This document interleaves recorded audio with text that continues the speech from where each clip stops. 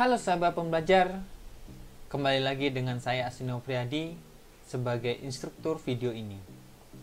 Ini adalah video ketiga dari seri ketiga, yaitu seri mengenai membuat website dengan CMS WordPress.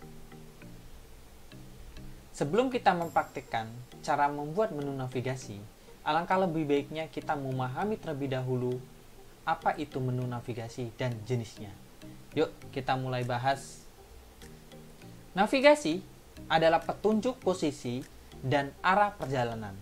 Di dalam dunia web, navigasi dianggap penting agar user yang sedang berada di dalam halaman tertentu tidak tersesat dan mudah menemukan halaman-halaman lain dalam website kalian. Menu adalah bagian dari website yang berisi link-link utama yang mengarah pada halaman tertentu di sebuah website. Biasanya, pada sebuah website, navigasi tertampil pada menu dan link yang terstruktur.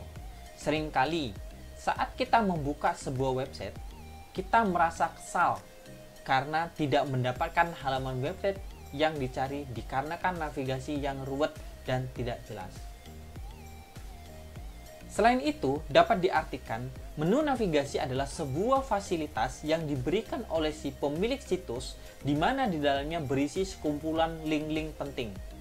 Menu navigasi juga berfungsi sebagai pemandu kepada pengunjung agar dapat lebih mudah dalam menentukan kategori yang diinginkan tanpa harus bersusah payah mencarinya. Menu navigasi dapat berbentuk horizontal ataupun vertikal. Juga dapat dibuat bercabang atau submenu drop-down tergantung kebutuhan dari situs tersebut. Standar menu navigasi pada website portofolio itu terbagi menjadi kategori. Ada home, about, blog atau artikel, galeri, dan yang terakhir kontak. Home, halaman awal pada website yang berisi informasi lengkap mengenai website yang disajikan dan menyajikan tampilan semenarik mungkin sehingga pengunjung dapat mengeksplor website kita dan dapat mempermudah dalam mencari informasi lebih lanjut mengenai produk atau informasi mengenai diri atau perusahaan kita. About, halaman yang berfungsi untuk menginformasikan mengenai diri atau perusahaan kita dan dapat meyakinkan pengunjung bahkan sejarah mengenai dibentuknya perusahaan yang kita buat. Blog atau artikel, halaman yang berfungsi untuk menginformasikan artikel atau berita terbaru pada halaman website. Galeri, halaman yang berfungsi untuk menyajikan karya-karya yang kita miliki atau menampilkan produk yang kita tawarkan kepada pengunjung. Kontak adalah halaman yang berfungsi untuk memberikan informasi lebih lanjut ketika si pengunjung ingin membeli atau melihat hasil karya kita dan bisa berkomunikasi dengan pemilik dari website tersebut.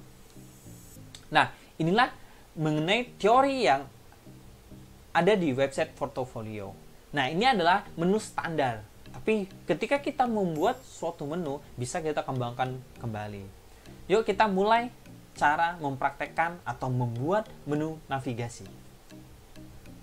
Oke, silakan yang pertama, jangan lupa untuk SAM control panel diaktifkan terlebih dahulu. Setelah itu kita tuliskan localhost dan nama website kita atau nama project kita yaitu localhost/dewantara. Setelah itu wp admin.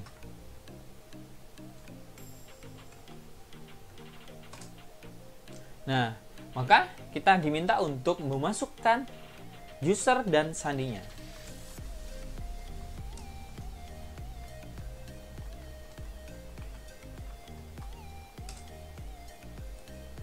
Nah, maka kita diminta untuk masuk di menu dashboard. Nah, di menu dashboard ini, kemarin kita sudah sempat membuat halaman. Kita lihat terlebih dahulu halaman apa aja. Nah, kemarin kita membuat halaman kegiatan MPLS. Nah, ini kita buang saja. Nah, yang kedua ada halaman contoh, kita buang juga. Kita akan buat yang baru. Oke? Yang pertama yang kita harus buat adalah halaman home.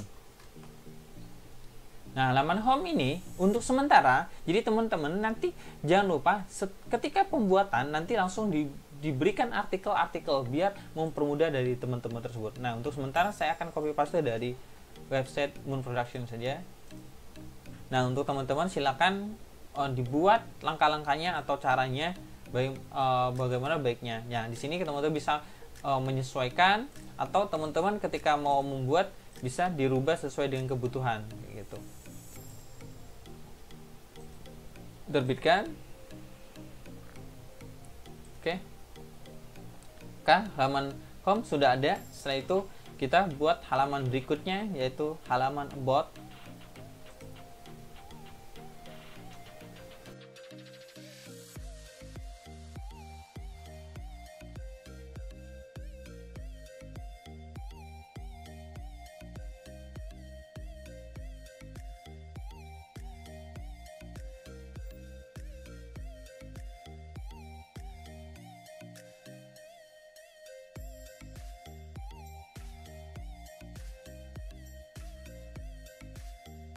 Oke, untuk halaman sudah kita buat semua. Nah, sekarang kita susun sesuai dengan kebutuhan kita.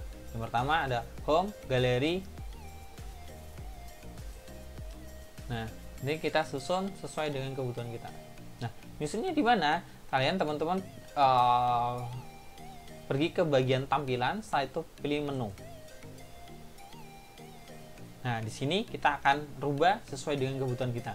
Maka kita buat master menu. Setelah itu kita buat menu.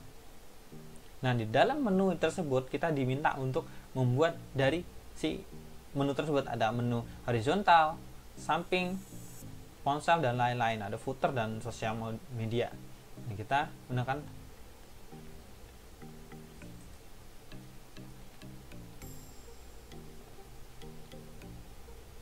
kita simpan.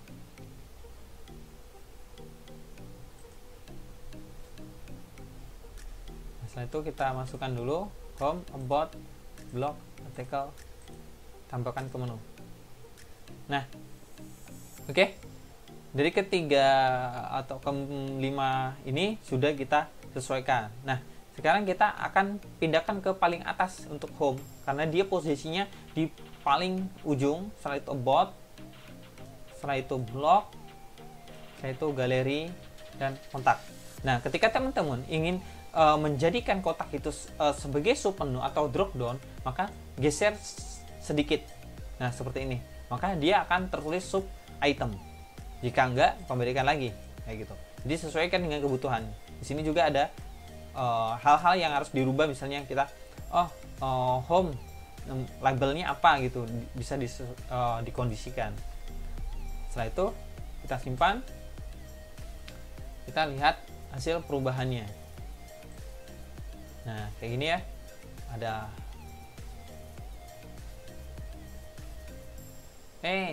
kesalahan ya. Posisi home-nya kita ada kesalahan. Nah, kita kembali lagi ke tampilan lagi menu.